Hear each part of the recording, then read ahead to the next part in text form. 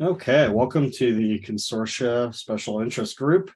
My name is Bob Benhoff. I don't know if I have met you, Heather, but I'll just briefly tell you what I do. I'm in Colorado and I manage a consortium called AspenCat that is a mix of all sorts of types of libraries.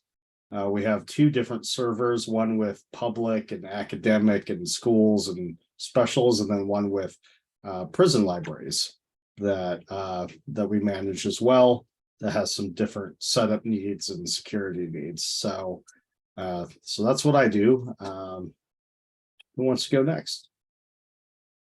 I will. So hi, I'm Heather Simone. I am with the University of Bridgeport, and we got Koha. We started using Koha in 2018.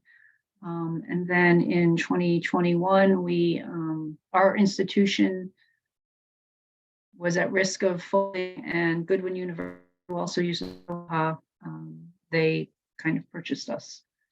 So we are not using Koha as a consortia yet, but there is, we're discussing with our sister institution, Goodwin, possibly doing that in the future. So at this time, I have no specific questions, so I'm just kind of joining to kind of hear conversation to try to get ideas of what I need to think about, and maybe I'll have questions in the future. Yeah, that sounds great. I think one of the main benefits of doing where you're on the same server and branches is the resource sharing is just so much easier. So if that's in your plans, that is a whole lot easier than going outside and like having to create ILL records and all that stuff. Right. So that's super convenient, as well as cataloging can be easier too.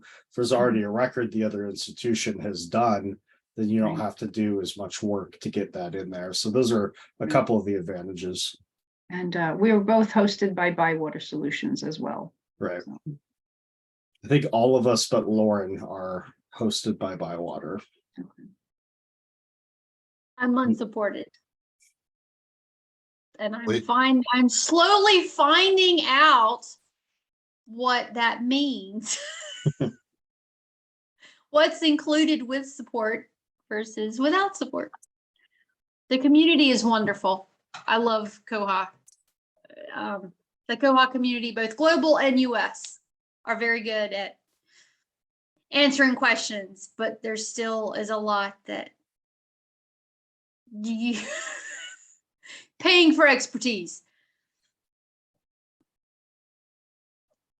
So I guess I'll go. I am with a global consortium that has libraries all over the world. We have 23 libraries.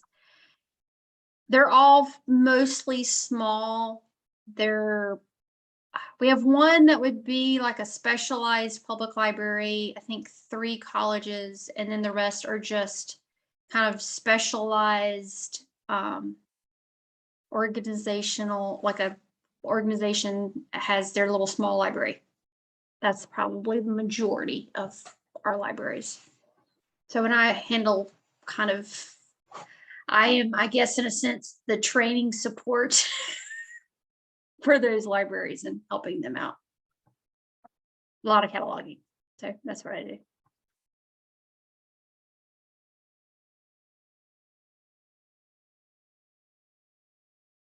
I'll go. I'm Jason Robb. I'm the Seek and Find coordinator at the Southeast Kansas Library System in Iola, Kansas, which is Southeast Kansas. We have a consortium of 49 libraries. We have 48 publics and 1 community college. And we've been running on Koha since 2008. Yeah, that's me. I'm Christopher Brannon with the Coeur d'Alene Public Library. Our consortium is the Cooperative Information Network, and we've been on Koha since 2012, and we are supported by Bywater.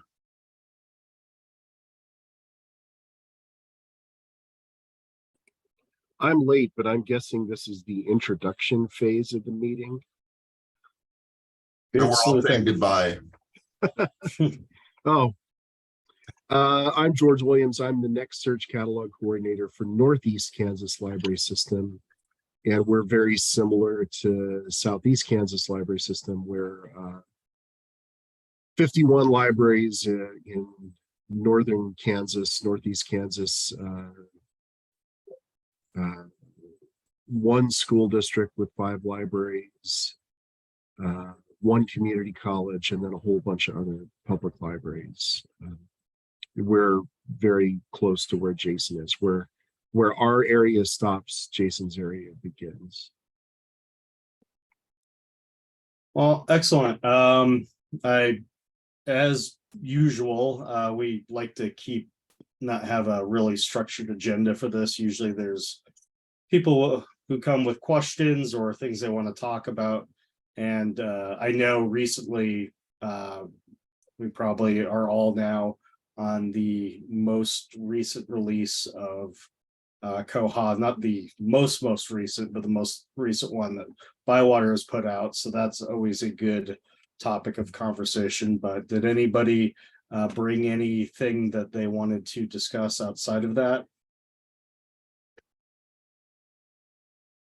I'm curious, Lauren, which version you're on and how you upgrade when you choose to do that.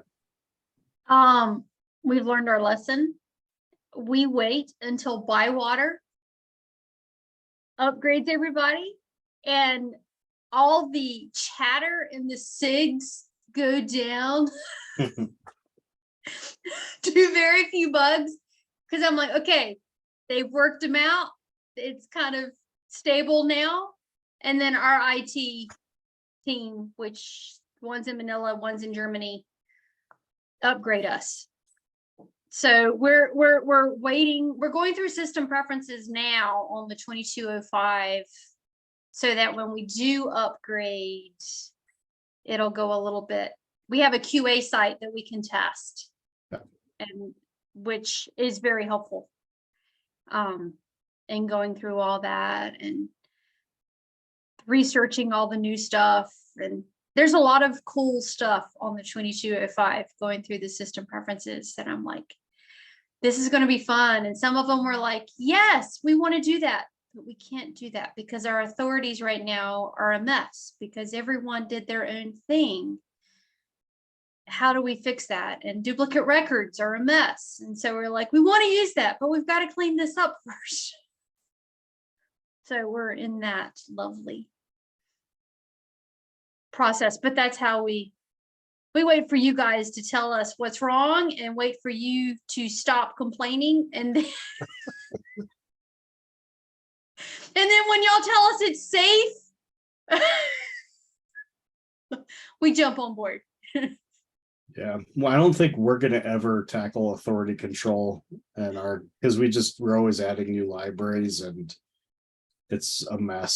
So it's always going to be a mess. We just don't worry about that because we're up to, again, it's on 2 different servers, about 159 libraries as of earlier this month. So it's just trying to go back and fix all of that while still adding libraries, because we've just got another 2-branch district that's going to come over in July. So yeah, it's just maybe once that stabilizes, but I've been doing this for almost 11 years and we've been pretty much migrating somebody almost constantly. What's your cap, Bob? When are you gonna say no? I think it's you take how many libraries there are in Colorado and subtract 1. The problem is schools, that's the thing. They're like, we're actually to the point where there's not that many public libraries that are kind of independent in Colorado that are at that mid to lower size. So the one that we're getting is actually coming from another consortia, which is, was a little unexpected, but we just cost way less because we use Koha and it's way cheaper than Sierra is. So So that's kind of there's a limiting factor on public libraries, and we're almost at that limit. I thought we were, because other libraries are a part of other consortia. But at this point, yeah, if schools, we could be doing schools forever. And that's tough because they usually have a lot of turnover in staff, and it's really hard to get them. And in rural Colorado, I don't know how it is in Kansas, but in rural Colorado, they're rarely just a librarian that's full time.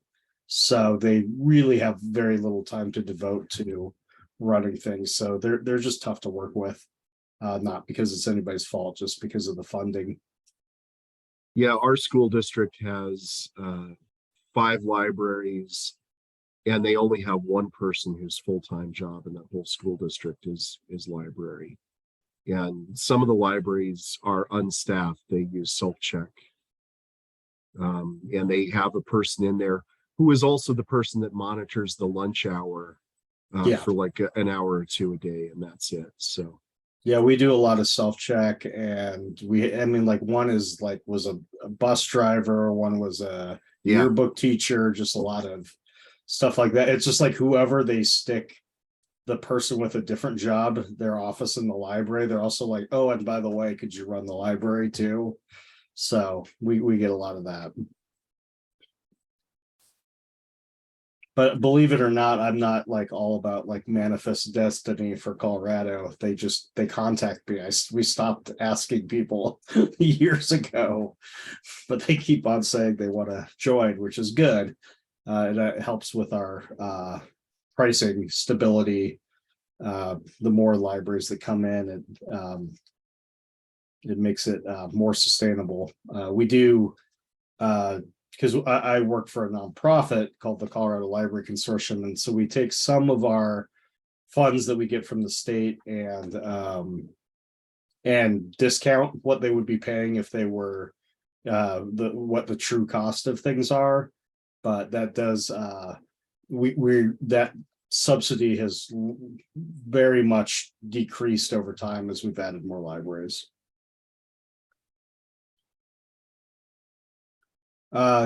Juliet, welcome.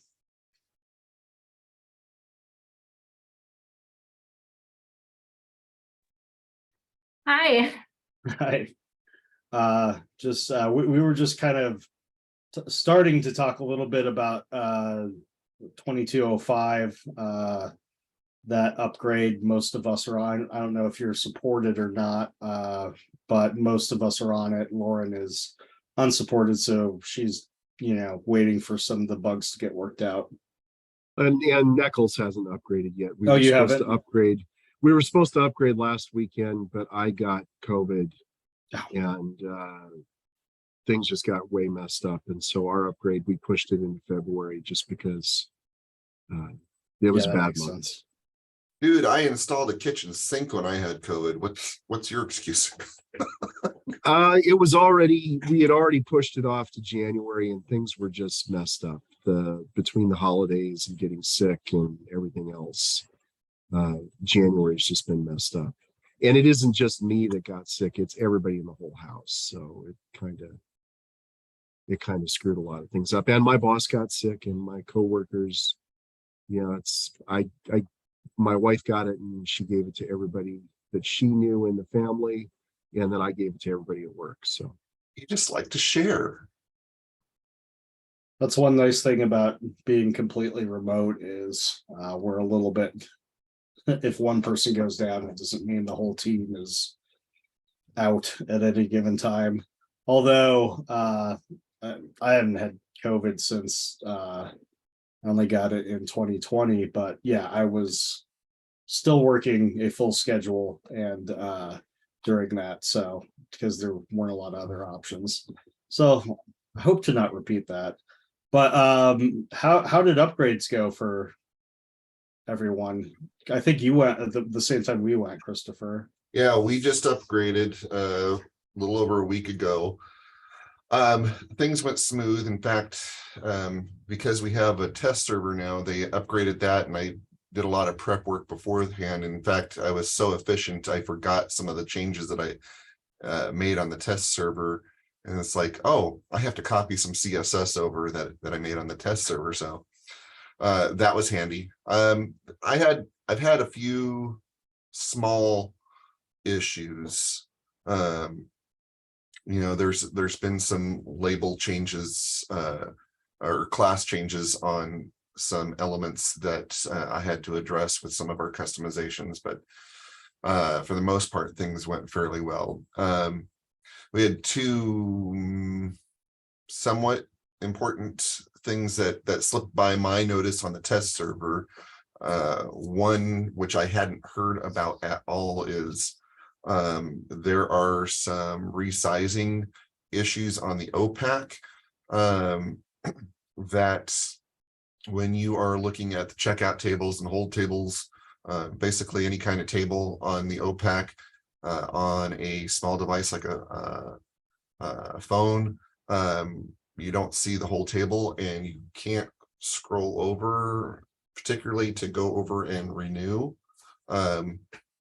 That's a little bit of an issue. There is a bug fix for that, but Lucas can, if you talk to Lucas at Bywater, he can pass on some jQuery, or not jQuery, I'm sorry, CSS. It's just CSS to work around that until it is fixed. It is purely a CSS issue, so it's an easy fix on the patch when it comes out. But I had talked with him, he sent me some stuff and I had to modify it a little bit, but it works, and people can see everything that they need to on the OPAC, which is important because we needed people to be able to renew stuff online. The other issue is we had, in fact, George and I put out a video a while back of a customization I did with some print slips. We have self-registration for patrons. If they go online and they can self-register and then come in and finish the registration process by picking up the card.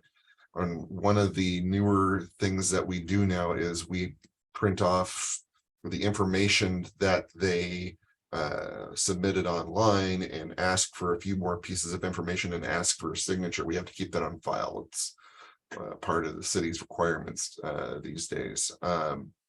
So I created a thing where if it's a self-registered patron account, you have an option in the print slips to print registration confirmation slip, and it'll print that off on a slip and they can review it and do all that stuff. Well, I don't know if it's I don't know if it's one or the other or a combination, but current Firefox didn't like it on 2205 and was putting up the print dialog before the modifications were made on the page, so all the information was not populating on there. So I basically just ended up having to scrap that and rewrite it. I rewrote it yesterday morning, and then I posted it on the jQuery library as an update. But I rebuilt the way I structured it. I was hijacking an unneeded slip before, and so it was just making jQuery modifications to that slip. Now I'm doing it a different way, which I use in other places that work just fine. I'm just building the page from scratch and then printing it, and that works great. So I had to reinvent the wheel, but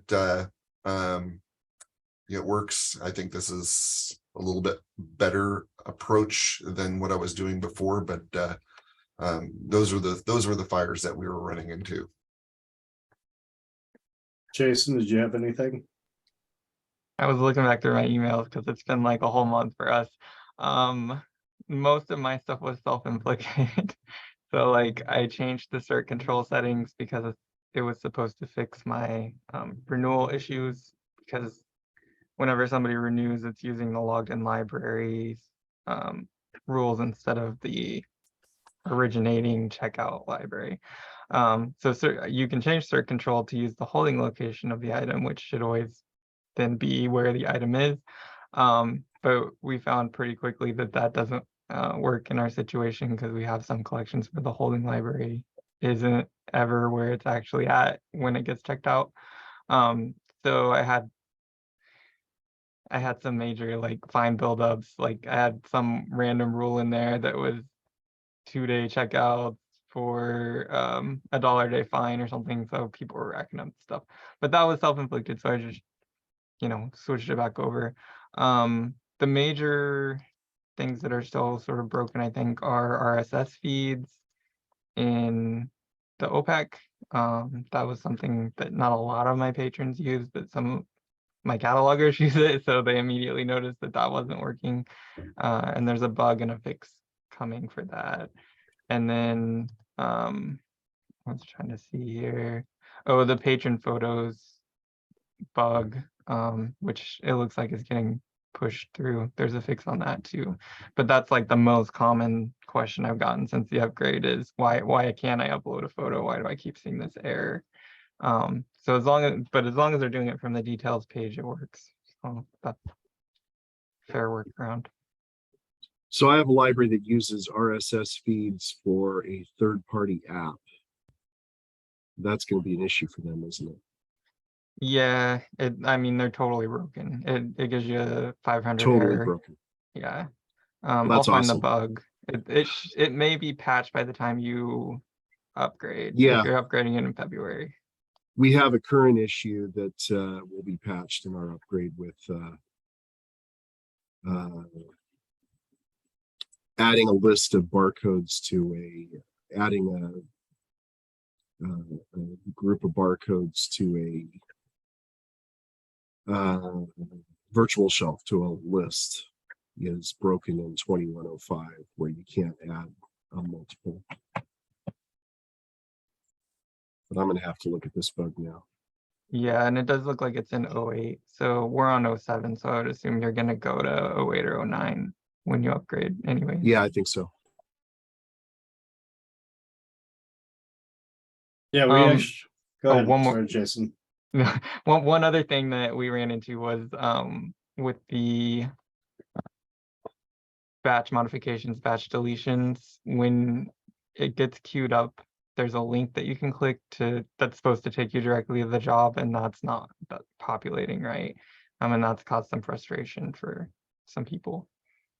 Yeah, we actually have like where you go to the NQ jobs, background jobs, and I am able to find background jobs. I do. It takes a few clicking on the. It's a much worse display than it was, where it would just list it. It's like trying to be helpful by giving you a lot more like filters and ways to sort things, but I can find my jobs, but a coworker does the exact same thing, and I've watched her do it. Job cannot be found. So that is pretty buggy. That's one thing we definitely know. It's not a huge deal, but you generally do want to, if you're doing something, you want to actually, see that the job did what it was supposed to do and it's complete. But other than that, we haven't had too much stuff. After the previous upgrade we had, where like 20 things broke that were pretty significant. We tried a new program where we gave our libraries some discounts on their annual fee if they tested. And we got a lot, because one of the things, like I'm not in a library, like there's different setups. Like I know Christopher is actually in a library. So he gets a little bit more of that workflow. We can't think of everything that happens. So we tried to get libraries to parallel test. So while they were doing something for a normal functioning Koha in the production site, they would do on the test server as well with the new version. And we got some good feedback and found some bit of our custom code that eventually will make its way. It's a development that eventually will make its way. And the code everywhere got messed up. So we were able to get ahead of that before before things launched, but it was also, this particular upgrade seemed to have way less issues for us than the previous one. So that helped, but I thought it was a pretty effective way to incentivize some more testing ahead of time, because we've just really had trouble getting some buy-in. People just trust that it's going to work well, and then a lot of times it does, and then sometimes it doesn't, and then we're spending a week trying to undo all the stuff that went wrong. So gonna try to keep on getting ahead of that as much as possible. One of the things that we noticed when we went to the upgrade is, and I'm not sure how it was working in the past, when you go to a patron search page, we were only seeing at our library our patron categories, and now we're seeing all of the libraries' patron categories in that drop down. And I'm not sure where that's controlled or if that was something we had. So if you go into admin and you look at your patron categories, there should be, trying to just find it, so I'm telling you right. Yeah, it's under patrons and circulation, and then patron categories. Each one should have library limitations. So I would look to that. It would be weird that those all got reset. That definitely didn't happen to us, but that is the place to look. So it should just be a list of all the branches you have, and then you can just select the ones that where it's supposed to be at. So yeah, that's odd that would have been Yeah, lost. because it looks like it says it's limited. So Oh, well, I might then, have to talk to Bywater about yeah, that. I would absolutely put in a ticket for that, because that's, yeah, if they're saying they're limited and it's not, and showing everything, something odd is definitely happening. That's unique Yeah. to you. Yeah, I'm going to my system or my test server right now to check this. So. And mine seems to be working correctly because we have a lot of those set up.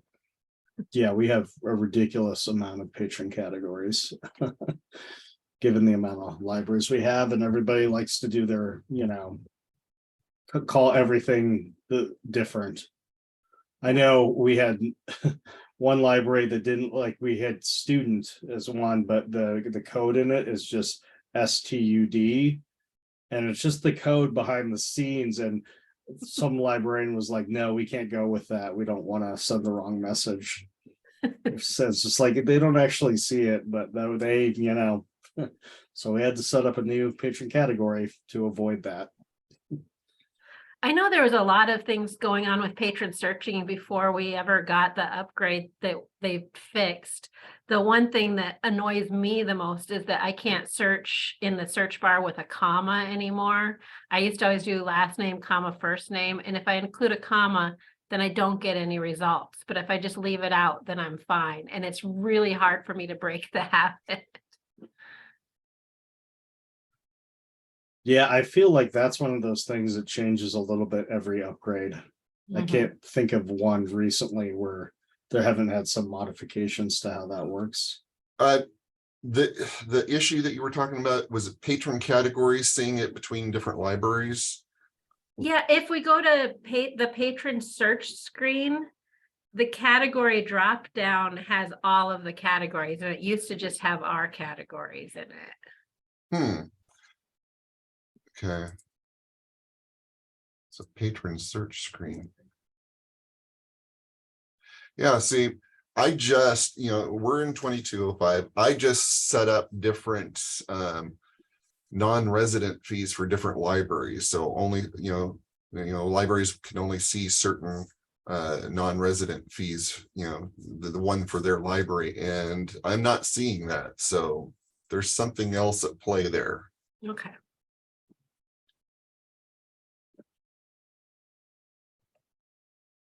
I glanced at staff permissions and some of that has changed.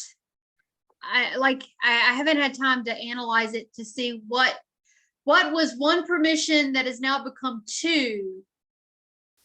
but it looks like some of that has changed. And I know, I want to say some of the system preferences in patrons has like, it's a little different when we've been going through, but I haven't researched like, is this setting affecting how, but you may want to look there. It's on my list to look at staff permissions at some point to make sure that we're giving them the permissions we want to give them and not give them permissions we don't want them to have. That seems to change, I feel like, every upgrade. So I just looked in my test server, and when I go to patrons and when I log in as a library that has a limited number, that has limited access to patron categories, if I go to patrons, there's that search box on the left-hand side of the screen. I see all of the categories in the search box drop down for category, but I can only create patrons. If I hit the new patrons drop down, I can only see the patrons that I'm allowed to create. I can confirm that. I don't usually use that over there, so I never looked over there. So yeah, that's interesting. So it's just affecting that particular box, it looks like. Yeah, so it seems like the limits aren't affecting the ability to search. And honestly, I don't mind that. Me neither. It allows anybody to search anything, but they only have the ability to create the categories. And I imagine, I hope, that you only have the ability to edit the categories that are allowed at your location. Let me double check that. Yeah, that for sure I know is working right.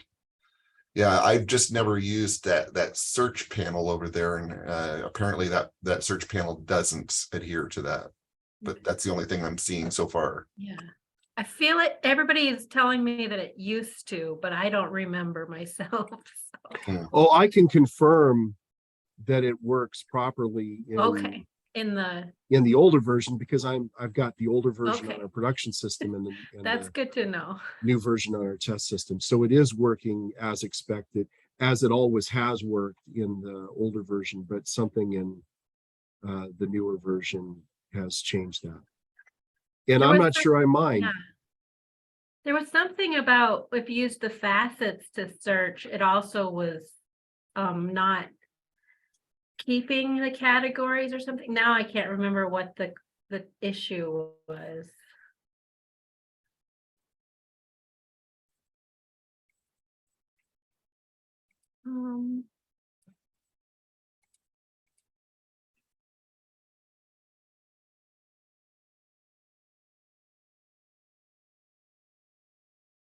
Yeah, if you use the search facets in the search bar at the top and you pick a library, and then like I searched by address. So I picked address as a search field, and then I picked the library. Once I hit search, it doesn't only show my library, it shows all of the library results. So somehow it's not saving that search. But if you use the patron search page, that box on the side, then it does show just our library. It's something that's I think there might be a bug up there for it. I can't remember which one though. There is a new staff permission called view patron infos from any libraries. If not set, the logged in user could only access patron info from its own library or group of libraries. Yeah, and we want that. Okay. So I don't know. Well, we would not want that, because Nor would we we. have patrons that move from library to library. And we want our staff to look for those patrons when they're registering new people so that we're not duplicating between the libraries. Yeah.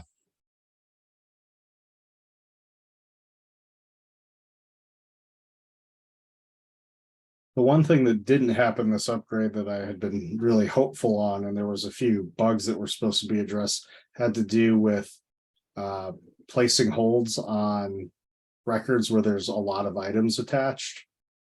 And I think it's a little faster, but it still is taking us, like if you take like a Harry Potter book where we may have over 50 items attached, it takes like a minute before that hold gets placed. And that's so we had been told that this was going to be addressed in a few ways with how things loaded. Several upgrades ago, before that, they worked great, but they changed the way that the data loaded, and it did a lot more checking against it. Like, I think it's like checking against each item to see if if it's holdable, like individually, and that just adds up the time. It was something like that. So that still needs some work for us. That's been something we had promised was, well, hopeful, maybe not promised, but I was hopeful that it was going to be fixed, or at least working a bit faster. Are you using a transport cost matrix? No. I'm wondering if that might have any impact on it. Yeah, I don't think we're gonna try to go with that, I know, because it's a lot to set up. For a lot of libraries, yeah, I imagine.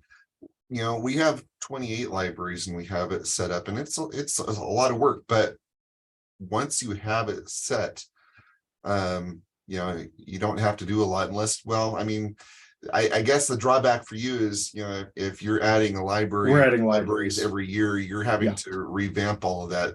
They need to have a better way to do that.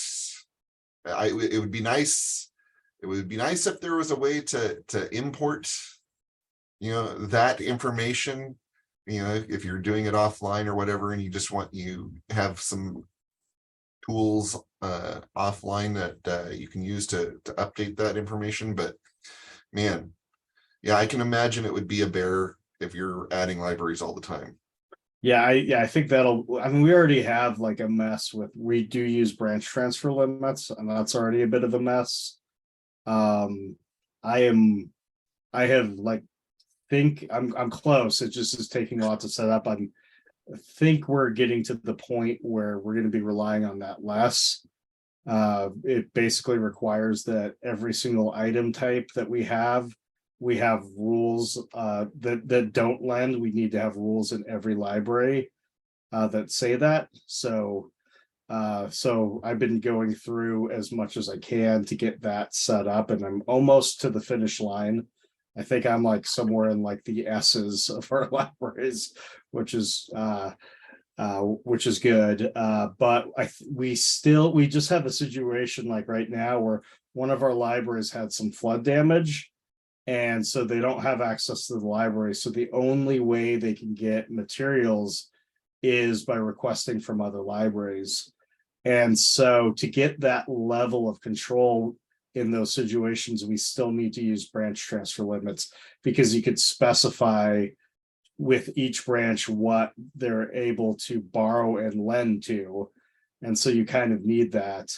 There's not really another way I can think of setting things up so it works like that. So I think I'll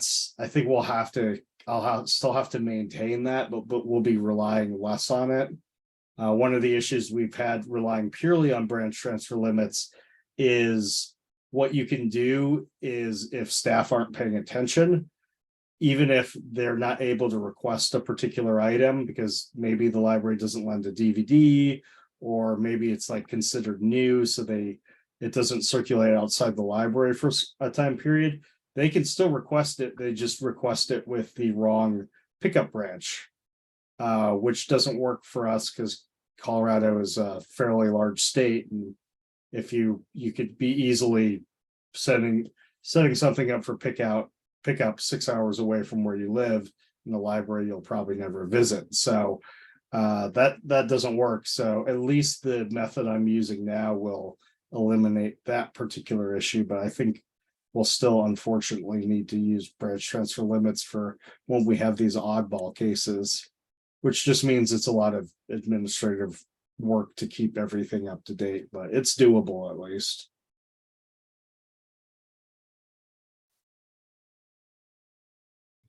I hate things that make my job more difficult. Yeah, we just have had a tradition of, and one of the reasons why we've grown is because we've been like, yeah, come on in and you take your unique library quirks with you, and you won't have to assimilate to this like strong culture of like, here's your circ rules and stuff like that. So we're just the toothpaste is out of the tube on that one.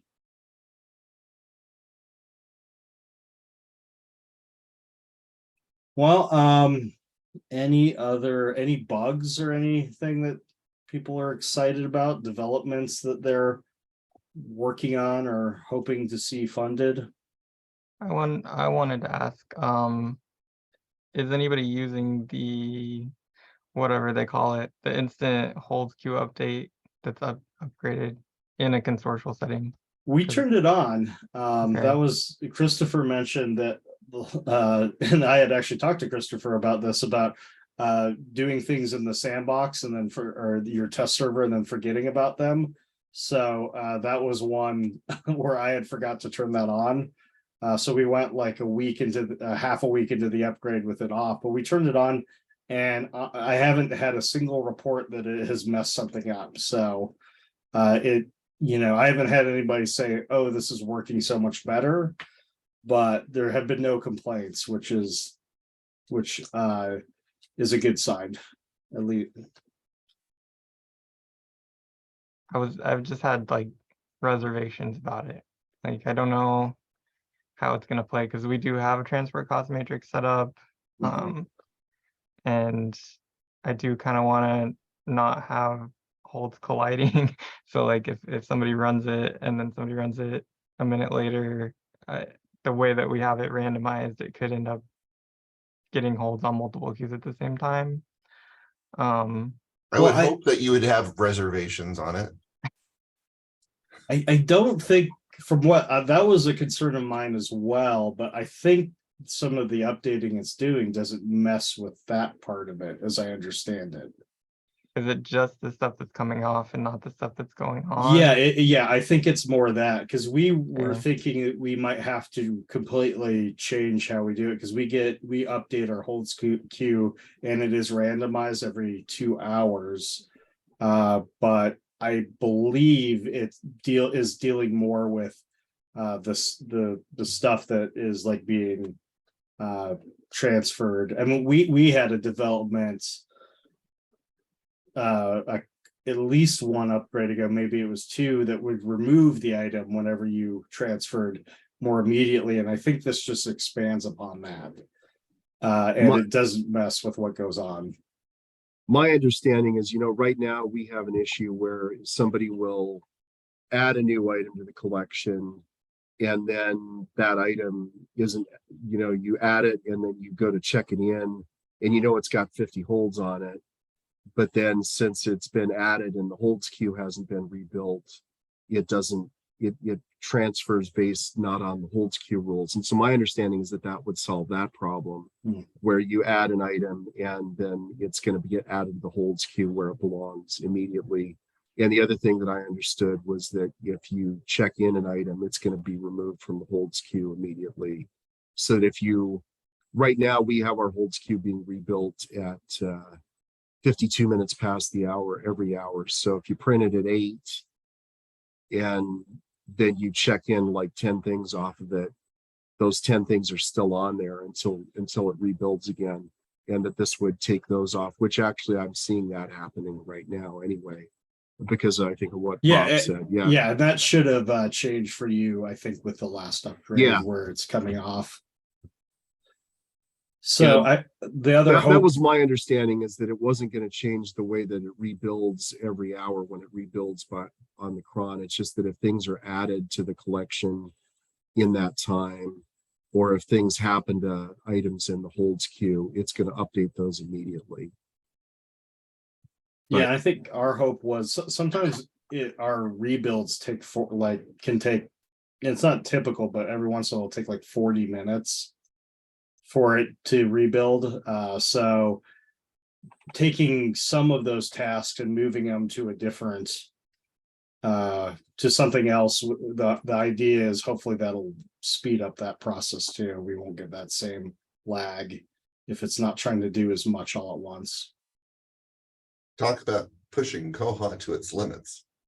Yeah, this is a yeah, so this is one of the exciting things for us because Bywater has been more successful getting these large suburban library districts coming on. So Montgomery, I believe, County supported this particular upgrade, and then with Cuyahoga coming on, I don't know what developments they have in store, but they have less branches than we have, significantly so, but much bigger. So they're still dealing with a lot of materials and transactions.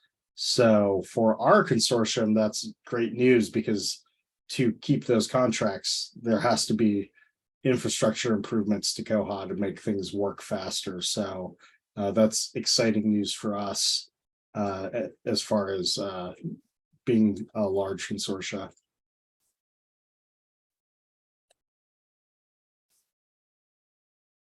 I noticed Juliet put a bug or development in the chat box. We're excited. Our library is funding this development, so I'm really excited about it because all of our libraries have very different opinions on how we should handle long overdues. So if we can get it moved to where we have, we can see it and control it and set it up ourselves, that would be really great. That's promising. I know the thing we always get complaints about, I don't know if this could has the potential to address that, is people get really confused that when things become lost, that they get checked in off an account. And so I don't know if that's potentially something that we could have a little bit more, or at least a little different approach that's a little less confusing, because it will show, like if you look at the item, that it was checked in on a particular day, but it wasn't actually checked in, it just became lost.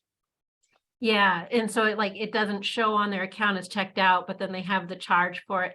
And we have it set up in our system right now so that it depends on, like, if you're doing it but from batch update or from the item details page, sometimes it checks it in off the account and sometimes it doesn't. And so it could use some fine tuning for sure. But anytime there's like a development like this, even if it doesn't do the exact thing we wanted to do, it might build a bridge a little closer.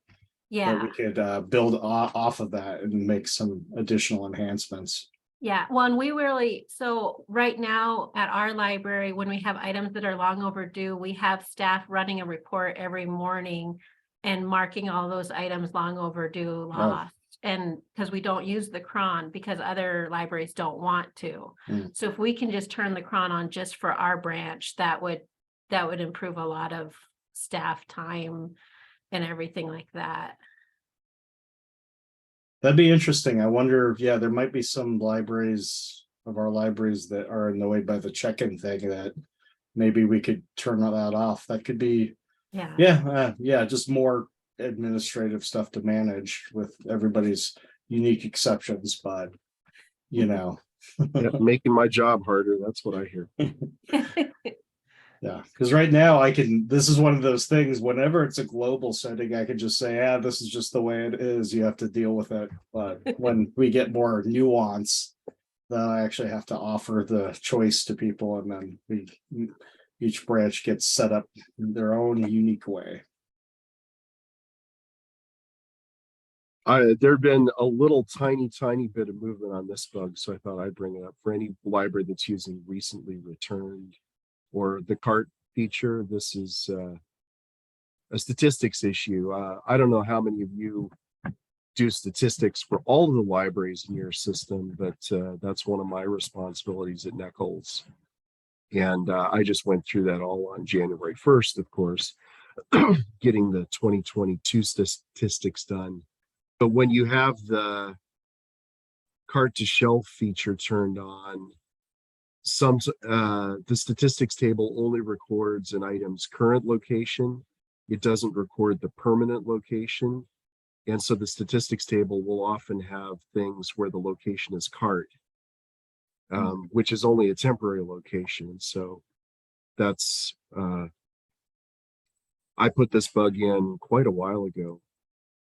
I lost it. I closed it, I think. But Katrine asked some clarifying question the other day. So I guess this has been in there since 2021.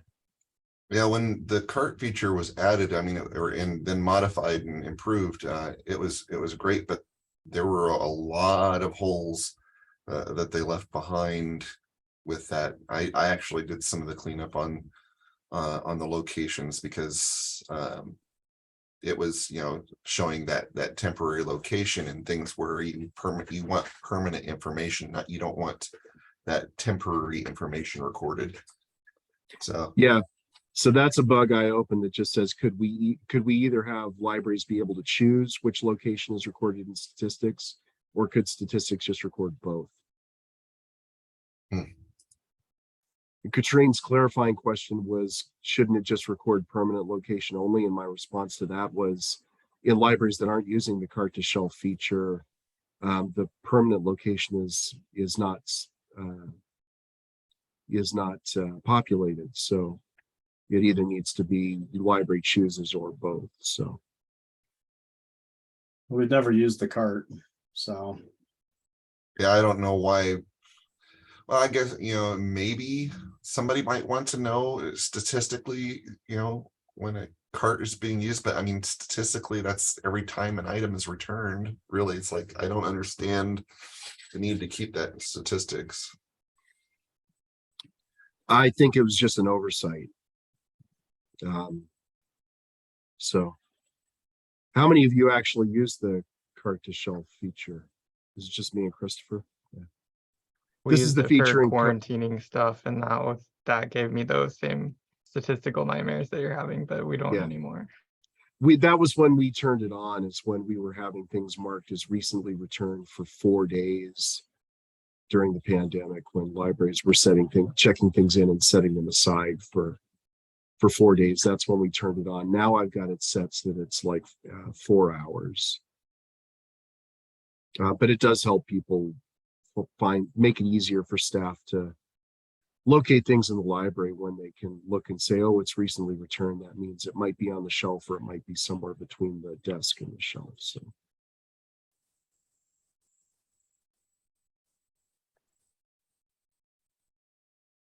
Well, we got a few minutes left. Anybody else have some bugs that they're interested in?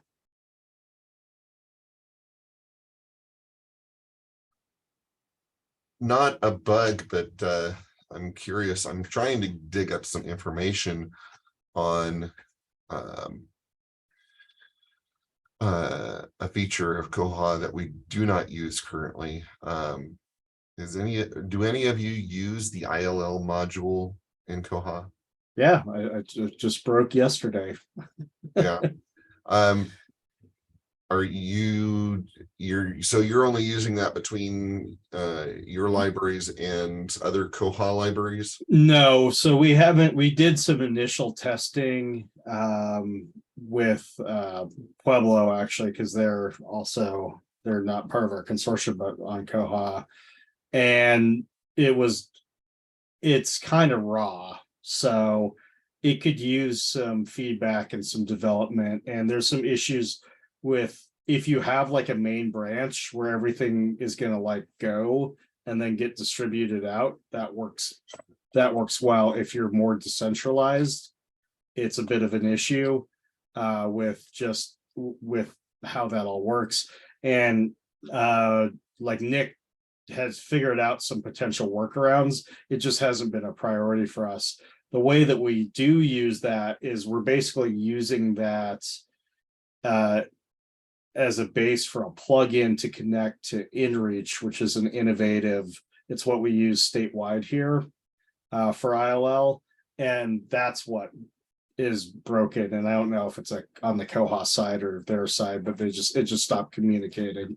And that is also fairly in need of some development, but it is somewhat workable and getting there. It works a bit better than I think just the Koha to Koha ILL. You know if there's like OCLC integration, World Fair integration yet? No, there isn't. There's talk of that, but nothing yet. Yeah. I think the InReach thing happened because Colorado College needs to be hooked into other research libraries, so they paid some money to make that happen. So it's all doable, and the better we get it going, once it connects to some of these other things, there'll be more functionality there.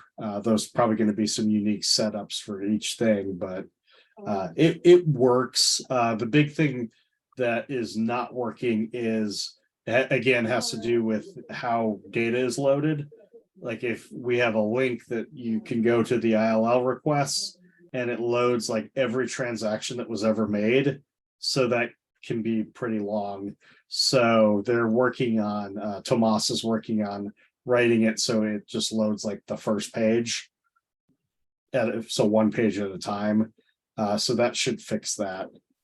We've only got 5 of our probably 35 to 40 libraries that would be using this set up right now as a pilot that was supposed to end last August. So we've hit a few bumps, but it is getting better.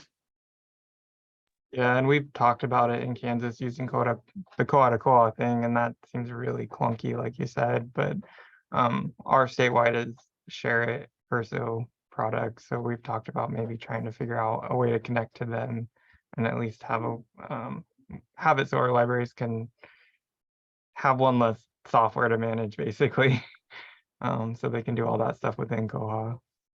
The test that Jason set up between Southeast and Northeast and Central Kansas library systems, which all use Koha, it was really the kind of thing where it wasn't 51 branches here to 40, whatever, 48 branches or 49 branches in Southeast to 50 branches in Central. It was like one Koha to one Koha. It would work great if it was just one library to one library, for Koha to Koha. But for a consortium, it's it needs a lot of development work to work in a Yeah. consortium the way we would expect it. Because like what I'd really like to see is I get a book that needs to go to one of George's libraries. I check it in, print the whole slip, and send it to the library at George's consortium. But right now, it seems like it needs to go to a central location and then be distributed, which isn't. That's good. impractical. Yeah. Yeah, and I had talked with Nick about this, and it was long enough ago, I don't remember exactly, but he felt confident there was some things he could do to like make it work, where it would work a little bit more like that and less like how it's designed. Maybe it was like some jQuery or something, but he felt pretty confident he could accommodate that. But ultimately, it does need actually people who want to really use it, and that's a need, and they're going to put some money into making it work. That's we now have the 2 servers, so I can do more testing, and we could set that up.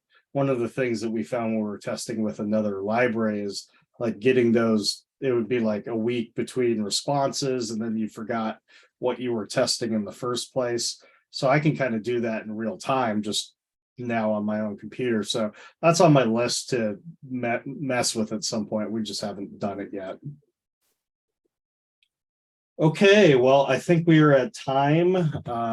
I would hang out a little longer, but I have a meeting with a new library director for one of my libraries, so I do have to get going.